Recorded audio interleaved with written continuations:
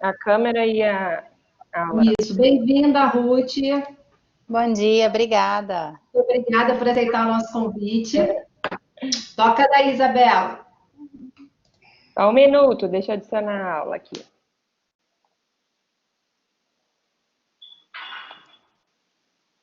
Oi. Bom, gente, bom dia. Então, depois aí dessa animação, né, que a gente acabou de ter com um coral, todos juntos, cantando uma música tão linda, eu quero apresentar a Ruth Lessa. Ela é psicóloga e terapeuta familiar.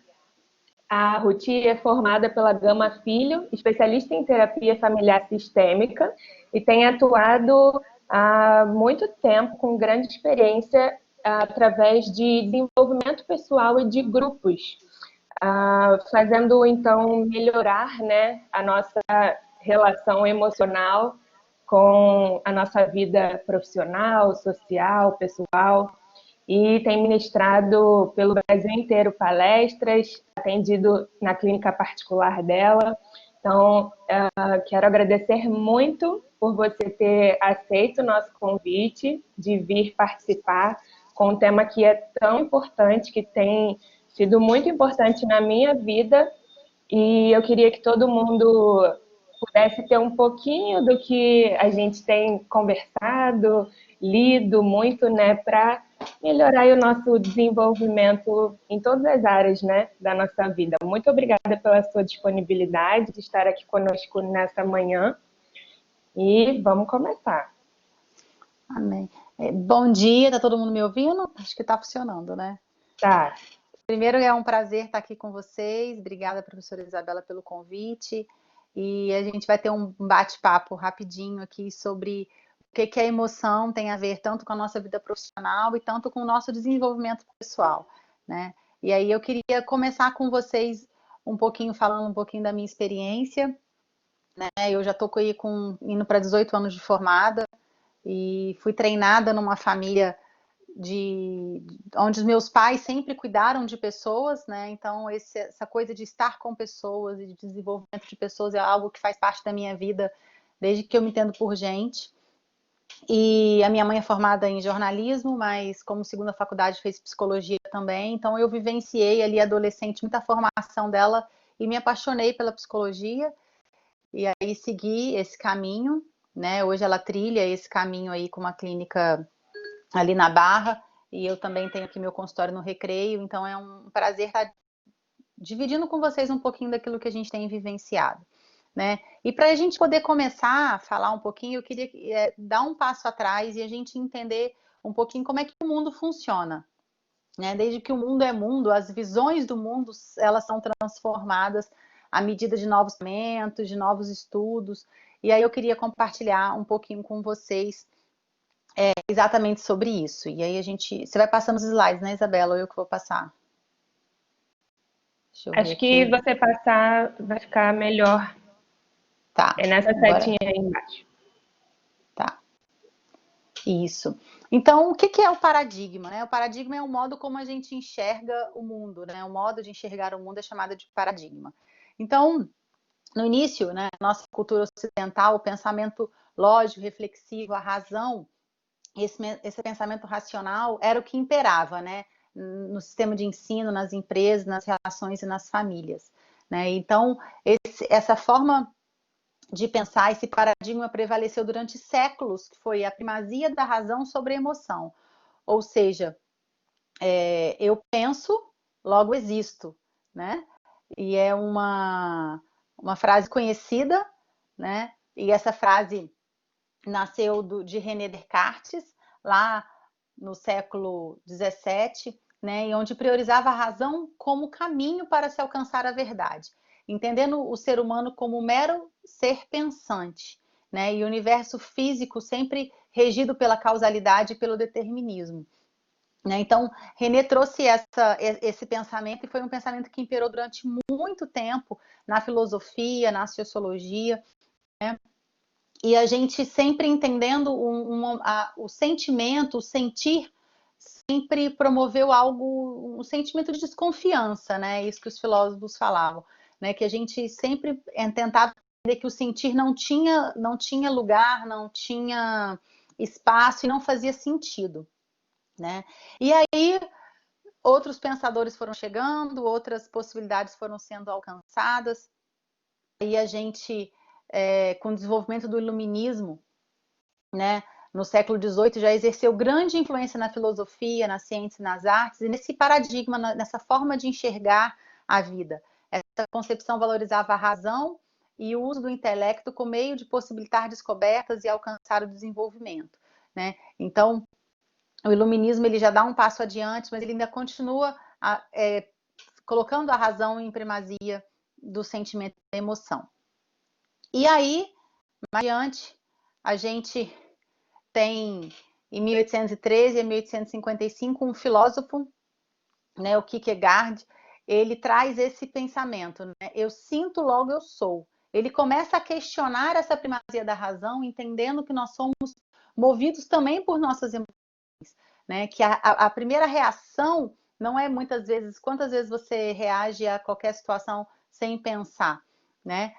O que dirige é a sua emoção. Então, eles começaram a constatar que a emoção não era algo apenas pejorativo ou negativo, mas também que era algo bom e poderia nos beneficiar. Então, Kierkegaard começa a trazer uma nova linha de pensamento, né? É a ideia de que o ser humano não se deixa apenas levar pelos sentimentos, que controla a si mesmo pela razão. Esse pensamento passa a ser questionado, né? Percebendo que são justamente os nossos sentimentos, nossas emoções que nos movem e que nos despertam interesse e que nos desperta prazer em fazer as coisas. Então, isso aí é só um pouquinho para a gente entender como é que a gente chegou onde a gente está hoje. E para a gente poder avançar, eu queria trazer alguns conceitos para vocês. O que são emoções, né? A emoção, ela é algo inerente a todo ser humano, ou seja, faz parte de todos nós, né? Porque ela é uma energia, né? E ela está sempre em movimento. Um dos significados de emoção é essa energia em movimento. Eu não sei quantos vocês já pararam para pensar por que o cachorro ele sempre vai em cima daquele que está com medo, porque o medo ele emite uma energia, né? Então, eles começaram a estudar um pouco sobre isso e começaram a entender que essas respostas químicas e neurais promoviam essa energia, né? Outra coisa super interessante para vocês pensarem, quando vocês se deparam com uma pessoa pesada, né? Você fica cansado, né? Para pensar como é que você fica depois de um dia inteiro com uma pessoa negativa, muito para baixo, muito pessimista. Como isso reage no seu corpo, como é que você sente essa emoção dessa pessoa. Emoções são as respostas químicas e neurais baseadas nas memórias emocionais e surgem quando o cérebro recebe um estímulo externo.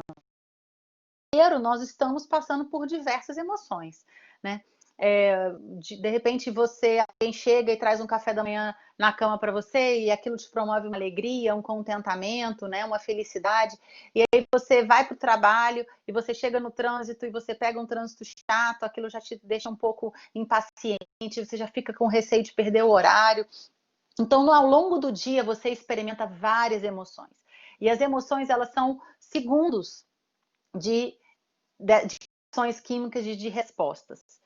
Então, nossas emoções possuem esse potencial de nos servir como um sofisticado e delicado sistema interno de orientação. São também uma fonte valiosa de informação, pois ela vai te ajudar a tomar as decisões durante o seu dia. Então, é importante esse conceito para que a gente possa perceber como é que as emoções estão presentes no nosso dia a dia. E aí, o que eu quero dizer para vocês, existe uma diferença entre emoção e sentimento. Os sentimentos são uma resposta que eu dou àquela emoção que eu estou vivenciando, né? Então, as emoções, alguns terapeutas, alguns psicólogos, estudiosos dizem que existem 5 emoções básicas, né? Alegria, tristeza, medo, raiva e nojo. São essas 5 emoções básicas. Dessas emoções básicas variam trocentos e N sentimentos, né? Que a cada ano que vai se passando, novos sentimentos vão sendo adicionados à lista. Por quê? Porque o sentimento é a sua percepção sobre o evento que provocou a emoção. Então, aquele café da manhã na cama, né? Se você estiver bem com aquela pessoa que te presenteou, né, você vai ficar feliz e vai melhorar o seu relacionamento com ela, ou vocês vão se aproximar, ou você vai ficar cheio de gratidão. Mas e se de repente você teve uma briga horrorosa com essa pessoa que levou café da manhã para você na cama? E você vai ficar desconfiado, vai ficar pensando, poxa, o que essa pessoa quer, né? Por que tá me tratando desse jeito depois que me tratou ontem daquela maneira? Então, existe a emoção e existe o sentimento. Então, o sentimento é exatamente essa percepção, a forma como você vai encarar aquilo que está acontecendo com você. Então, aqui eu coloco um comparativo para a gente ter um maior entendimento que as emoções são reações inconscientes, enquanto os sentimentos são uma espécie de juízo. É a forma como você julga aquela emoção, aquela situação, né? Aqui um exemplo. Alguém faz ou diz algo que me machuca, eu sinto raiva. Depois de um tempo, essa raiva pode se transformar num sentimento de mágoa e de amargura. A tristeza pode se transformar em sofrimento sem fim e em depressão. E isso é muito importante porque a gente vai ter que trabalhar tanto no controle das nossas emoções e quanto no controle e na decisão dos nossos sentimentos. Por isso que eu quis trazer essa diferença para que a gente pudesse entender. E aí, o nosso assunto hoje, né, é saúde emocional, né, ou inteligência emocional. Alguns momentos aqui da aula eu vou usar saúde, outros momentos eu vou usar inteligência, mas eles têm o mesmo significado. Então, eu queria definir para vocês o que é saúde emocional. Uma maneira como a gente gosta de definir saúde emocional é como um estado de bem-estar, aprimorado por meio de escolhas e práticas altamente conscientes.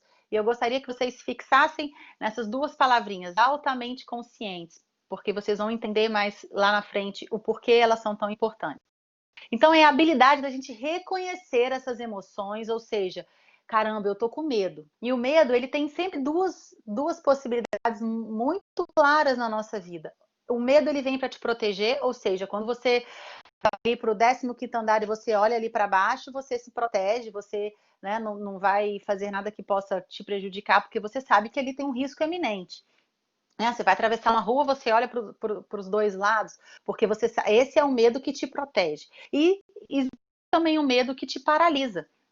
Isso é muito importante. Então, a gente precisa reconhecer essas emoções, reconhecer esses processos, para que a gente possa, então, enfrentá-los e lidar de uma melhor maneira com eles. Então, essa habilidade de reconhecer as emoções é muito importante. O segundo passo é você processar. Né? Como é que eu processo esse medo? Como é que eu processo essa tristeza? Eu sou uma pessoa que vou entulhando tudo que eu vou sentindo e vou guardando ali debaixo do tapete. Ontem mesmo eu estava atendendo uma pessoa e ela disse o seguinte para mim: a minha avó foi uma pessoa muito especial na minha vida. E ela me ensinou o seguinte, que eu não posso confiar em ninguém. Então, quando eu procurei ajuda, eu vi que eu estava no fundo do poço, porque a minha vida toda eu obedecia à voz da minha avó. Eu não posso confiar em ninguém. E por mais que eu tivesse um desejo grande de crescer, um desejo grande de buscar ajuda e de melhor, existe um momento que eu não estava dando conta sozinha. Então, ela começou a ter noção, a reconhecer aquela voz daquela avó e começou a processá-la de uma forma diferente. E ela escolheu um outro sentimento, né? Esse sentimento de não obedecer à voz da avó, mas um sentimento de se abrir, né? Que existem pessoas sim que ela pode confiar, existem pessoas sim que podem ajudá-la. Então, esse terceiro passo é importante dentro da saúde emocional. A gente vai falar mais na frente também, escolher qual sentimento vai prevalecer e qual ação você vai tomar diante disso tudo. Então, isso é muito importante. E ser emocionalmente saudável é assumir responsabilidade pela maneira como você se sente. Porque uma das características de uma pessoa que não tem saúde emocional é exatamente responsabilizar o outro pelo aquilo que ela sente. Né? Não só porque o outro gerou isso na gente ou das circunstâncias, não importa. Nós precisamos assumir essa responsabilidade por nós mesmos. Né? Tem uma frase muito famosa que eu creio que muitos de vocês já escutaram: não importa o que fazem comigo, importa o que eu faço com aquilo que fazem comigo. Então nós somos responsáveis por aquilo que a gente... Esse é um conceito que eu quero deixar muito claro para você. Para você ter saúde emocional, você precisa assumir responsabilidade por aquilo que você sente, por aquilo que você pensa. Então, muitos de nós ficamos muito vítimas das coisas que acontecem nas nossas vidas, né? Porque não tomamos essa consciência. Então, eu quero dizer para vocês que hoje eu quero desafiar vocês a sair desse papel de sofrimento, de vitimismo, e ir para um papel de protagonista, que tem consciência do que sente, do que pensa, e sabe que tem a responsabilidade de processar. Ah, mas o meu pai a vida inteira fez isso comigo, Ruth, porque você não conhece a minha história. Querido, os nossos pais dão pra gente aquilo que eles dão conta de dar, né? Isso é muito doloroso de dizer, né? Mas essa é a verdade. Os nossos pais não conseguem nos dar tudo e muitas vezes nos falta.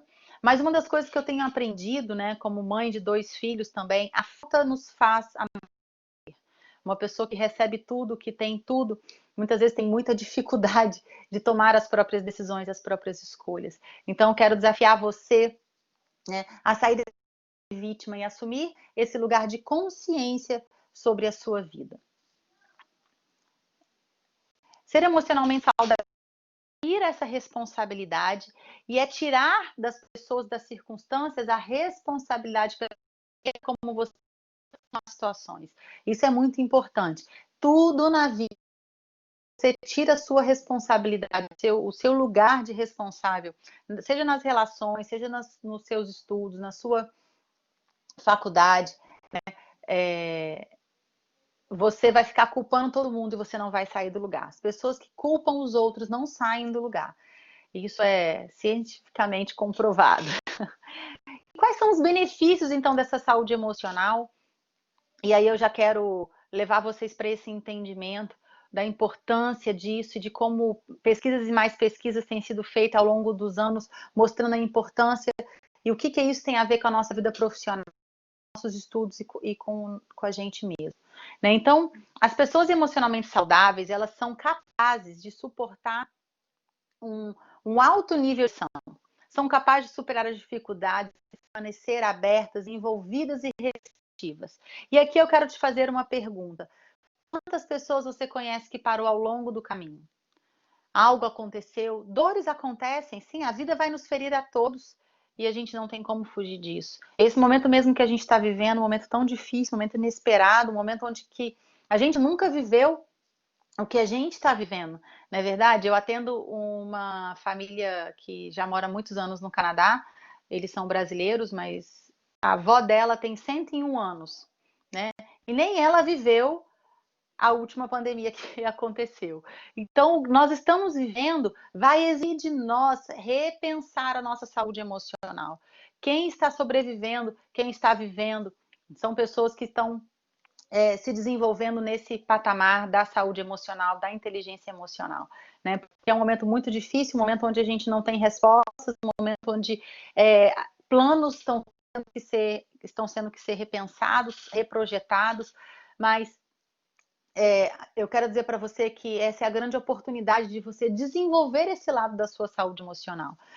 Então, são essas pessoas capazes de superar essas adversidades e ser abertas, envolvidas e receptivas. Ou seja, a adversidade te encontra e você não fica anos a fio da sua vida paralisada nela, mas você consegue se desenvolver, você consegue aprender e você consegue avançar. Tudo no seu tempo, né? Não estou dizendo que isso tem que ser automático, que isso vai acontecer da noite para o dia, mas que isso possa ser um desafio de novos aprendizados e novos hábitos para a sua vida. Então, são pessoas que compreendem que a vida nem sempre é fácil, mas eu continuo a agir de acordo com os meus valores, com aquilo que eu acredito e continuo a buscar os meus objetivos. Ou seja, as pressões não paralisam. As pressões, elas me possibilitam, né, um caminho de aprendizado e de crescimento, né? Então, a saúde emocional, ela influencia diretamente toda a sua vida, né? Ela influencia a qualidade dos seus relacionamentos, ela influencia a qualidade dos seus estudos, ela influencia o seu relacionamento com o dinheiro, ela influencia as suas escolhas como um todo, né? E Ruth, o que tudo isso tem a ver com a minha vida profissional? Aí que eu quero sinalizar, entrar um pouquinho mais no nosso assunto. Pessoas com uma inteligência emocional bem desenvolvida, considerados autoconfiantes, persistentes, motivados e capazes de autocontrole. E aí eu quero que você pense agora, você conhece alguém que não consegue se controlar? Você conhece alguém que qualquer adversidade já estoura, já explode, ou como a gente diz dentro da minha área de trabalho, já reage? Para pensar, né, como é que é essa pessoa, ou se você for essa pessoa, para pensar por que você tem reagido tanto, às vezes de forma descontrolada, às circunstâncias que têm acontecido com você. Pesquisas recentes já comprovam que pessoas emocionalmente saudáveis são aquelas que mais se dão bem em seus ambientes de trabalho. E aí eu vou trazer algumas pesquisas para vocês logo na frente, mas um desses estudos, só para você ter uma dimensão de como uma coisa é tão grande, avaliou a vida de 17 mil pessoas, desde quando eram crianças até chegarem à fase adulta, por um período de 50 anos. E olha o resultado.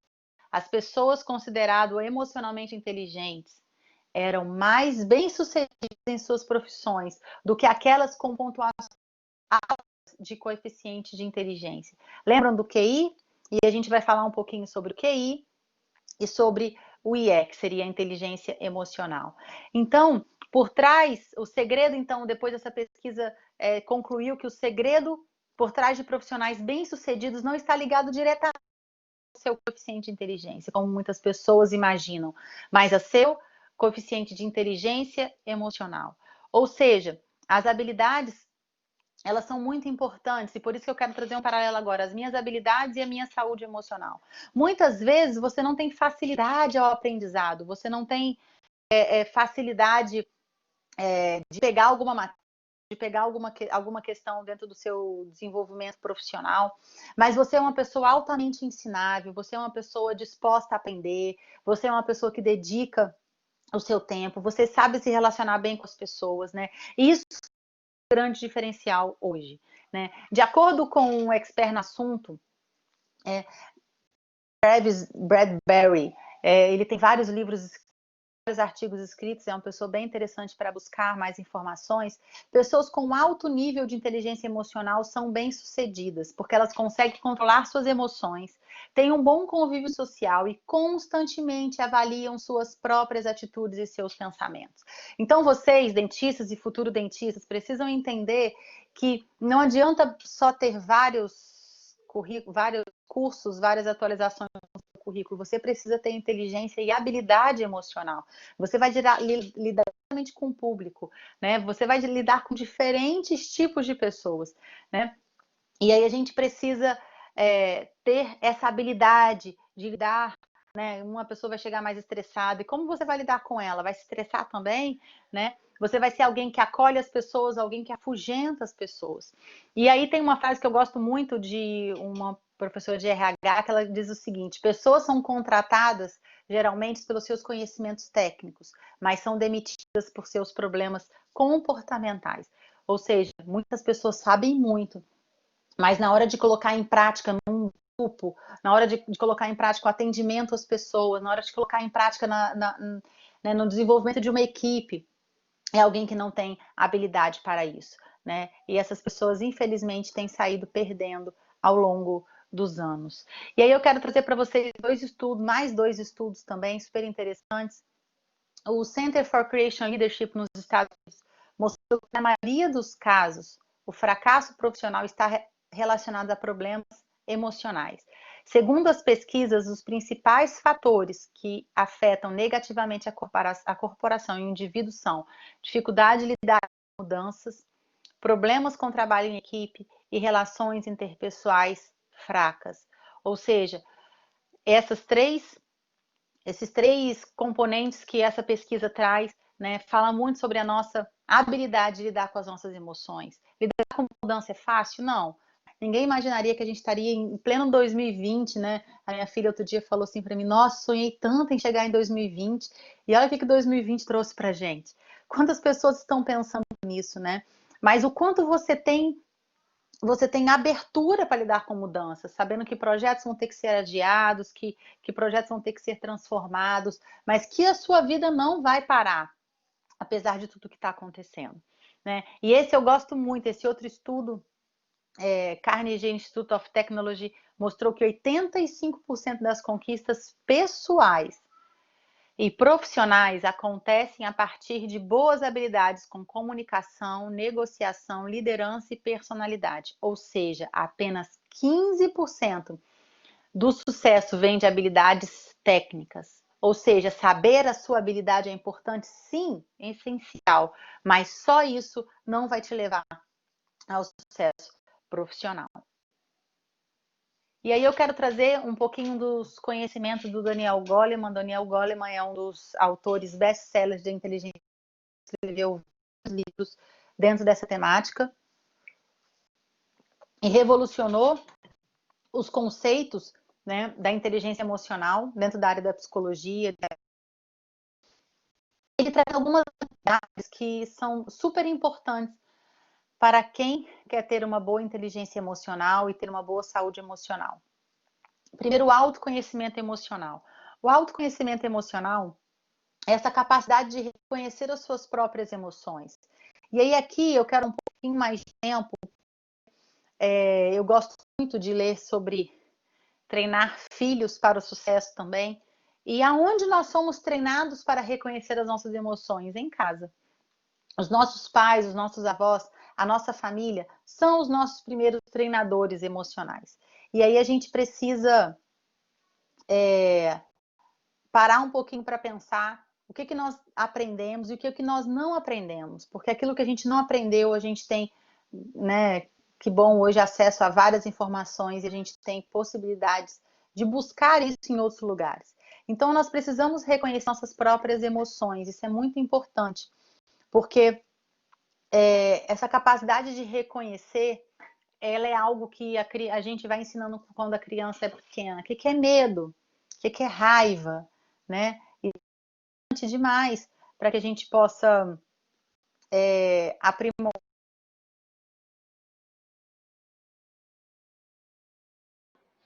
Dessa habilidade nos deixa à mercê. Mas o que é isso? É aquela pessoa que... Oi. Caiu aqui para mim você só um momentinho. Tá. Acho que podia voltar quando você terminou de falar do autoconhecimento emocional. Não, naquele mesmo. Aonde? É aqui? Naquele mesmo que você estava. Aqui. Assim que você acabou de falar depois. Tá. Aí, o Começo aqui autoconhecimento de novo. emocional parou aqui um pouquinho. Tá dando aqui algumas vezes sinal de que tá fraco. Aí eu não sei o que tá acontecendo. Mas vamos lá, você me sinaliza. Tá. Quero apresentar para vocês, né? Se muitos de vocês conhecem, Daniel Goleman, ele é um psicólogo muito famoso, estudioso dessa questão. Foi ele que trouxe esses conteúdos inovadores, né? E ele que faz esse papel todo entre o coeficiente de inteligência, o QI e o IE. Então, isso é muito importante. Ele é caso você se interesse, ele tem vários livros escritos, vários artigos, e é bem interessante. Então, ele traz algumas habilidades que a gente precisa aprimorar na gente para que a gente possa ter uma boa inteligência emocional. Né? A inteligência emocional ela começa com um autoconhecimento emocional, ou seja, eu sou capaz de reconhecer as minhas próprias emoções e sentimentos. Eu sei dar nome aos sentimentos. Eu brinco com os meus clientes que você precisa dar nome aos bois, né? Você precisa, para você enfrentar qualquer sentimento, ele precisa ter nome, ele precisa ter endereço. Então, eu preciso saber o que é medo, o que é raiva, o que é tristeza. Eu preciso dar nome para esses sentimentos como uma forma desse autoconhecimento. Então, a ausência disso, dessa habilidade, nos deixa muito vulneráveis, nos deixa à mercê das nossas emoções. Ou seja, quando eu não conheço, eu reajo sem pensar, eu não percebo que primeiro com as nossas emoções e bem como expressá-los da maneira correta, na medida certa, nem de forma exagerada e nem de uma forma fria. Essa é a primeira habilidade que nós precisamos aprimorar. A segunda habilidade é o controle emocional. Né? Depois de você reconhecer essa habilidade de lidar com seus próprios sentimentos, adequando às situações vividas. Ou seja, se estou no momento de decisão, no momento de pressão, né? Sei que ali eu tenho grande possibilidade de estourar ou de reagir de forma inadequada, né? Então eu sei disso, eu vou respirar fundo, eu vou buscar alternativas para me acalmar. Né? Se eu tenho que falar com o meu chefe sobre uma situação que está me... Então eu vou ali buscar alguma forma de me controlar para poder resolver aquela situação. O terceiro e muito importante é a automotivação.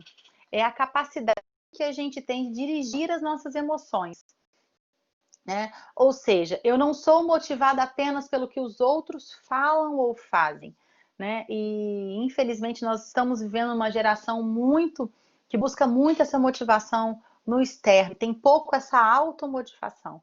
Então, uma pessoa automotivada, né, ela é capaz de discernir quando a ansiedade toma conta, né? Ela é capaz de discernir quando o medo toma conta, e ela entende que aquilo faz parte dela, né, mas que aquilo não pode paralisá-la, que ela vai continuar avançando, né? Porque quando a gente está motivado, né, nós temos prazer em trabalhar e a gente acalma enquanto esperamos a gratificação.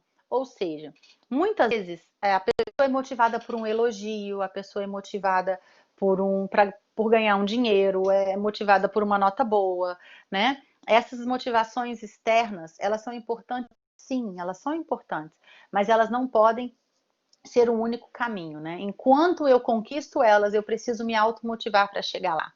Uma das frases que eu lembro muito que meu pai falava para mim, né, desde criança, né, até hoje, até nos dias de hoje, ele diz o seguinte: a gente só não faz aquilo que a gente não faz só o que a gente quer, né, o que a gente sente vontade de fazer. A gente faz aquilo que precisa ser feito. Isso é automotivação, né? Quando eu sei que eu preciso ter responsabilidade com os meus estudos, responsabilidade com os meus relacionamentos, responsabilidade com a minha própria vida. Isso é uma forma, né, de dirigir as minhas emoções para aquele lugar que eu quero chegar. E isso é muito importante para o nosso crescimento. Reconhecimento das emoções em outras pessoas, né? Trata-se da habilidade de reconhecer as emoções no outro, né? E desenvolver a empatia de sentimentos. A empatia é uma das principais habilidades de quem quer alcançar o autoconhecimento emocional. O que é empatia? Exatamente aquela sensibilidade de perceber que às vezes um assunto é super fácil para você conversar, mas quando você chega para o seu pai, para sua mãe, ou para o namorado, ou para a esposa, para o marido, aquilo gera um estresse absurdo, né? Então a gente entender que o outro reage de forma diferente de você. Isso é muito importante.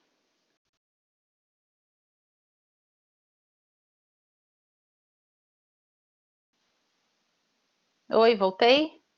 Voltou. Vamos, Tá, clica aí para desligar a tua câmera, que acho que vai melhorar um pouquinho. tá bom, tá ótimo. Foi. Foi. Então, reconhecer e gerar essa empatia na sua relação com as pessoas mais próximas que você, isso é muito importante, né? Empatia é uma das principais habilidades de quem deseja alcançar esse autoconhecimento emocional, né? Então, permite às pessoas reconhecerem necessidades e desejos no outro, podendo assim construir relacionamentos com mais qualidade. Ou seja, quando eu respeito o que o outro sente, mesmo que ele seja diferente de mim, né? Quando eu reconheço as pessoas também, reconheço as relações, queridos, se tornam muito mais leves e muito mais fáceis, né?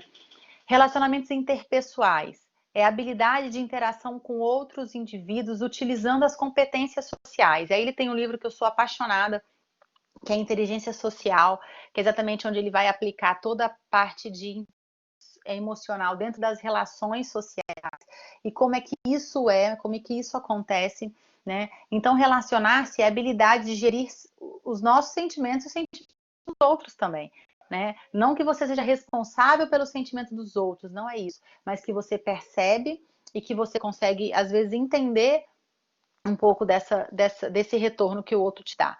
Então, é a base dessa sustentação da popularidade, da liderança e da eficiência interpessoal. Então, essas são algumas habilidades importantes que a gente precisa desenvolver. E aí eu quero deixar aqui essa frasezinha aqui que eu gosto muito. Eu gosto muito de opinião, é que eu estou sempre aprendendo. Então, inteligência emocional é você estar sempre se desafiando, sempre indo além, sempre melhorando. Eu acho que é você pegar ali o panorama da sua vida, avaliar o que não está indo para frente, o que está ruim, quais são as relações que foram quebradas, né? Eu estava atendendo uma família esses dias para trás e aí ela começou a me contar de como é que eles resolvem os problemas. Eles não resolvem os problemas, eles deixam de se falar. Então a mãe já estava há 17 anos sem falar com o irmão, a avó não falava com a outra, com a parte da família da mãe há mais de 20 e tantos anos, e as dificuldades iam acontecendo e eles iam quebrando as ações ao invés de resolver. Né? Lógico que se uma relação é tóxica, se uma relação é prejudicial, a gente não precisa estar perto. Quando a gente corta uma relação, a gente também corta a nossa capacidade de aprender com aquele problema. E aí Daniel Goleman tem uma frase bem famosa que diz: quem tem inteligência emocional geralmente é confiante, sabe trabalhar na direção das suas metas, é adaptável e flexível. Você se recupera rapidamente do estresse e é resistente.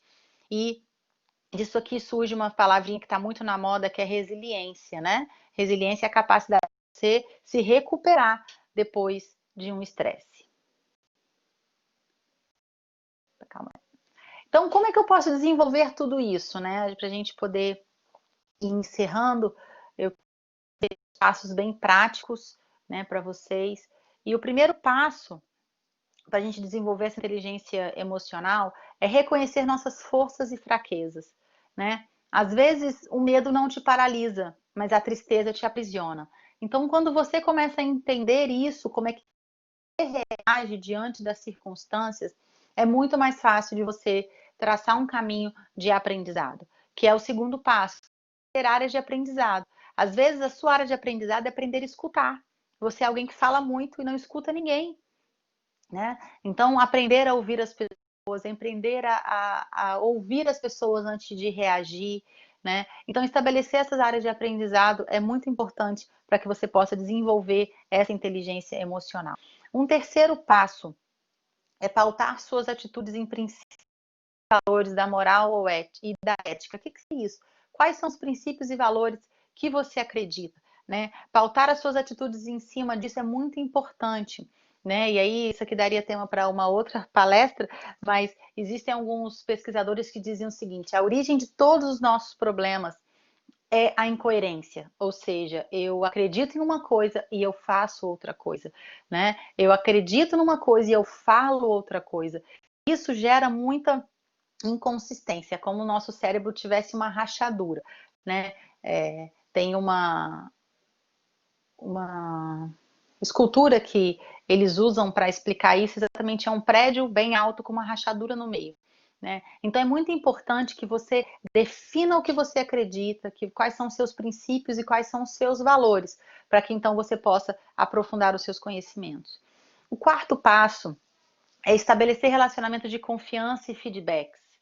Pouquíssimos de nós temos a capacidade de ouvir bons feedbacks, né? E eu costumo dizer que você precisa escolher não muitas pessoas, mas que você crie algumas pessoas de confiança.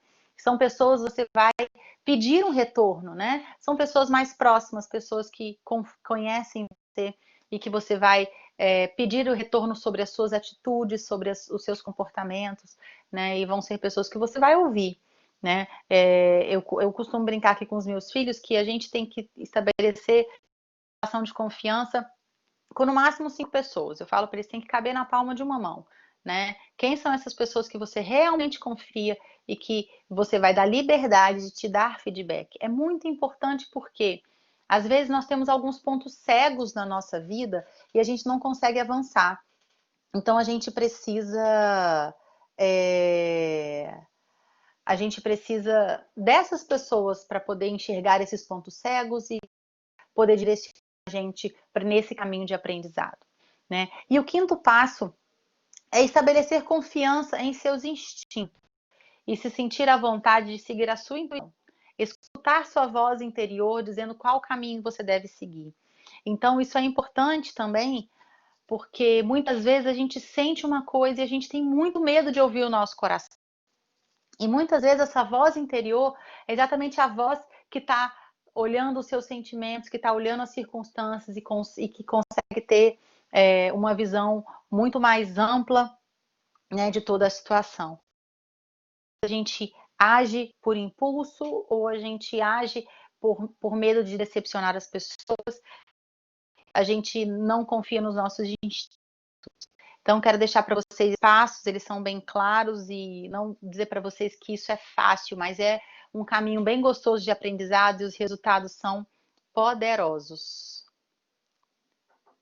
Então fica aqui o meu muito obrigada, possa ter ajudado vocês nessa compreensão das emoções e de como aqui elas são importantes nas nossas relações. Deixo aqui, né, o QR Code, né, da Casa CAP, né, para essas doações e que possa ter ajudado aí vocês de alguma maneira. Oi, muito obrigada, foi ótimo. A gente só recebeu feedbacks aqui muito, muito bons. Muito obrigada. Tem algumas perguntas para fazer, Ruth? Oi, não entendi. Quem parou aqui? Parou. Você quer o A quê? gente estava agradecendo, muito obrigada. Você está conseguindo ver o chat aí? Agora tô. Abriu E aqui. todo mundo deu super feedbacks positivos, todo mundo adorou, falou muito com todo mundo, eu acho. A professora Que bom. Catiana está comentando que foi impactante, adorou a palestra, vários alunos comentando. Tem algumas perguntas, as nossas coordenadoras também aqui, Renata e Gisele, adoraram. Muito obrigada pelo tempo que você teve aqui conosco. Eu vou te passar as perguntas, tá bom? Tá ótimo. Só um minuto que eu vou abrir aqui onde eu anotei.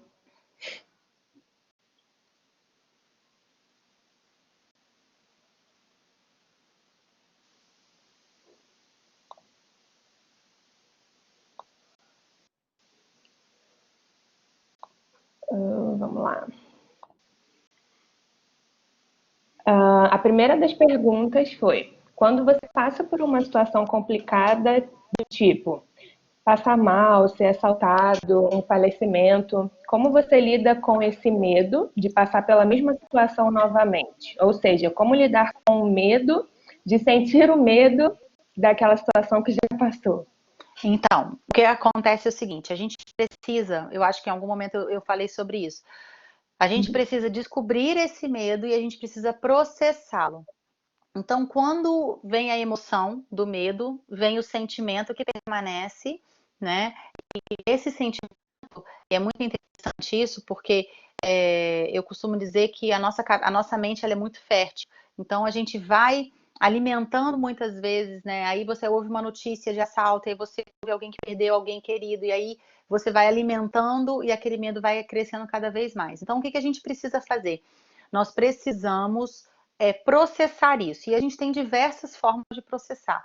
Tarefas, a escrita terapêutica, que é algo hoje que está muito em voga, que eu uso muito, né? Escrever as cartinhas, né, de despedida para essas pessoas. Toda perda precisa ser processada, isso é muito importante. Então, o que eu diria para você você precisa processar cada situação complicada que você passou. Desde o simples passar mal, né, às vezes por uma situação de estresse, não é simples, né, perdão, mas desde passar mal até o falecimento de alguém querido, tudo isso precisa ser processado. Então, o que eu diria para você buscar uma ajuda, se você não conseguir fazer isso sozinho, de processar. Falar sobre o seu medo é uma forma de processar, escrever sobre ele é uma forma de você processar. E o que eu costumo dizer, Isabela, é que o processo ele não tem um tempo determinado. Então, a minha orientação faça rituais até que a situação e o sentimento mude. Isso é importante. Tá. Eu acho que essa pergunta tem relação com uma outra que foi feita sobre qual seria uma grande diferença entre emoção, então, e sentimentos. Isso, então, emoção é a resposta química. Ela é química e ela acontece você querendo ou não, tá? Mas o sentimento é o que você vai escolher que vai ficar depois disso. Por exemplo, aconteceu a pandemia, né? Então, eu falar da minha experiência. Na primeira semana eu fiquei meio assim, né? O que está acontecendo? Trabalhei normalmente, eu ainda não estava acreditando muito no que estava acontecendo. E aí, Todo mundo. acho que foi, todo mundo. Acho que foi na terceira ou quarta noite daquela semana do dia 16 de março que eu parei, sentei no meu escritório e falei, cara, eu tô com medo. Tenho medo que tá batendo na minha porta. O que eu vou fazer com ele? E aí eu sentei e eu tenho um caderninho e eu fui escrever sobre aquele medo. Eu falei, o que vai por vir? Meus filhos estudando em casa, meu trabalho, o trabalho do meu marido, né? Como é que isso vai funcionar? E aquilo ali eu fui organizando e eu coloquei, como é que eu vou enfrentar esse medo? Quando o medo bater a minha porta, eu vou falar para ele, isso tudo vai passar e eu vou sobreviver. Então foi uma forma de eu escolher qual sentimento eu ia viver aquilo. Então, todas as vezes também que o medo aparecia, uma outra coisa que eu fiz aqui com todos aqui em casa foi: nós vamos passar essa quarentena com paz, sabe? Uhum. Medo a gente tem? Tem. Então, o medo ele vem, ele é uma resposta química. Mas qual o sentimento que eu escolho? O sentimento de paz. Eu podia escolher o sentimento de ansiedade, o sentimento de agitação, mas eu escolhi o sentimento de paz. Então, todas as vezes que os meus filhos ficavam mais angustiados, ou eu ficava angustiado, meu marido angustiado, a gente sempre parava, respirava e falava, bom, escolhemos viver com paz. Então, isso é uma forma, o sentimento, você tem a capacidade de escolher qual vai ser ele. É a frase que você tinha falado para o pessoal gravar, né? Eu coloquei até aqui no chat, de tornar o sentimento altamente consciente, então, né? E aí você consegue lidar com cada um deles e escolher qual você vai se direcionar, né? Exatamente. Uma outra pergunta foi: como adequar a inteligência emocional quando somos submetidos a um trauma emocional sem que isso interfira no nosso trabalho? Então, adequar a inteligência emocional. Então, o trauma, ele acontece com todo mundo, em menor escala e maior escala, né? Então, todos nós estamos sujeitos a isso. Então, o que que eu falo para você? Você precisa processar. Eu volto na mesma situação. Processar o trauma que é enfrentar. Vamos supor que seja um trauma e a gente precisa liberar perdão, né, para aquela pessoa. Então, a gente precisa entender o quanto isso é importante e começar a trabalhar. O perdão não é um sentimento. Ah, eu vou um dia que eu tenho vontade de perdoar fulano, eu perdoo. Não, o perdão é uma decisão.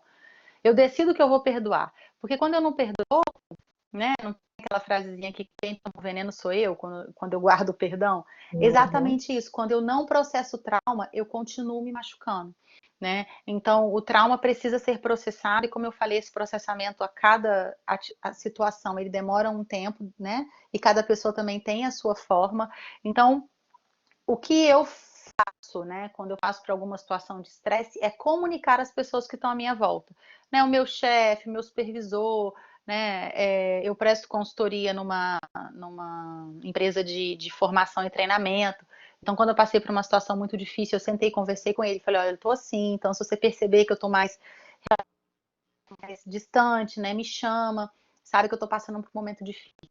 Então, isso é importante também a gente comunicar às pessoas que a gente não tá bem, né? Porque aí, quando você sabe, Isabela, né, é muito mais fácil você lidar com o Verdade. outro quando você sabe que ele tá debaixo de um estresse emocional, né? Então, acho que esse seria um bom caminho. A mesma pessoa que fez essa pergunta acabou de enviar outra aqui, ó. Então, enfrentar o medo seria uma forma de processá-lo? Sim, você já respondeu. Por exemplo, Uhum. aplicando para a nossa área aqui em odontologia, né? A Monique, ela é nossa aluna de PPR e está no quinto período, então é aluna de todos os professores, eu acredito, que estão aqui também. Ela disse: tenho medo de anestesiar meu paciente, mas mesmo assim tentar é uma forma, né? Isso, então. Eu tenho uma frase que eu uso para mim em casa Uhum. é ir apesar do medo, ir apesar da vergonha. Por quê? Porque a gente vai passar por diversos momentos na nossa vida que alguma coisa vai tentar nos paralisar. Então, ou a gente vai dizer para essa coisa, não, a força interior que tem em mim é maior do que isso e eu vou avançar apesar disso, ou eu vou deixar que essa circunstância seja maior do que eu. Então, no caso de você ter medo da anestesia, vai com medo mesmo.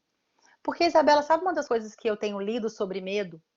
E até sobre solidão é interessante. Eles falam que não são coisas que a gente tem que tirar 100% das nossas vidas. Porque encontrar com a sua solidão, encontrar com o seu medo, faz você refletir profundamente sobre quem você é, sobre onde você está, sobre as suas relações. Então, se eu for com muita confiança, eu posso muitas vezes ser relapso, né? Quantas vezes a gente vai da casa para a faculdade, da casa para o trabalho, da casa para a casa do avô, sem prestar atenção no caminho? Porque já é um caminho que você sabe. Então, algumas coisas vai entrando já no nosso inconsciente, a gente faz no automático. E a vida emocional, quando ela entra no automático, ela muitas vezes ela nos carrega muito mais do que a gente carrega ela, né? Então eu acho que a frase que eu poderia deixar para você é: vai apesar do medo, faça apesar do medo. Maravilha. Aí a última pergunta, então, que eu recebi foi sobre, peraí, os valores.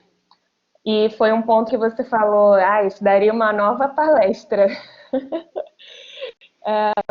Como que esses valores que eu tenho, mas não sei quais são, podem influenciar na Então, minha vida em geral?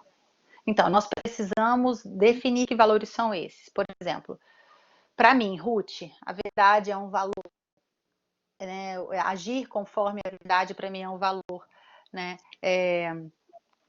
Como é que eu posso valor? A comunicação para mim é um valor importante, a comunicação clara, né? Então você precisa definir os seus valores, o que são importantes para você, né? E aí a ética, a moral, enfim, N valores que existem, que valores são princípios pelos quais regem a sua vida.